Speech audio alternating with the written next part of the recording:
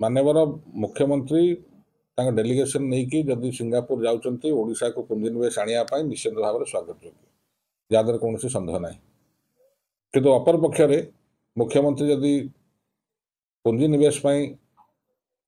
Singapore जाऊँगी से दायित्व नेवा उचित कि जो माने ओडिशा राज्य सरकार संगे चुक्तिबद्ध अच्छा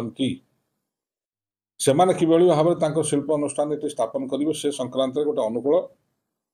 ओडिशा रे वातावरण सृष्टि कर आवश्यकता अच्छे। मु अतीत जड़े लोक ओडिशा रे पुंजीनिवेश कर जड़े शिल्पपति आठे शिल्प लगेब ताकू से भाया अनुकूल वातावरण दरकार एवं से भली विश्वास हवा उचित शिल्पपति पुंजीनिवेशकारी राज्य सरकार नीति एवं नैतिकता एवं माननीय मुख्यमंत्री को मुझे जरिया यह अनुरोध करी प्रथम आगे से वातावरण को ठीक करूँ से वातावरण ठीक न होता हेतु आज ओडिशारू बड़ शिल्प अनुष्ठान जोटा विगत सरकार रे चुक्तिबद्ध होते आम सांगे ओडिशा राज्य सरकार सांगे से आस्ते आस्ते पलैया को बसिले से संक्रांत माननीय मुख्यमंत्री गुरुत्व सह विचार करने उचित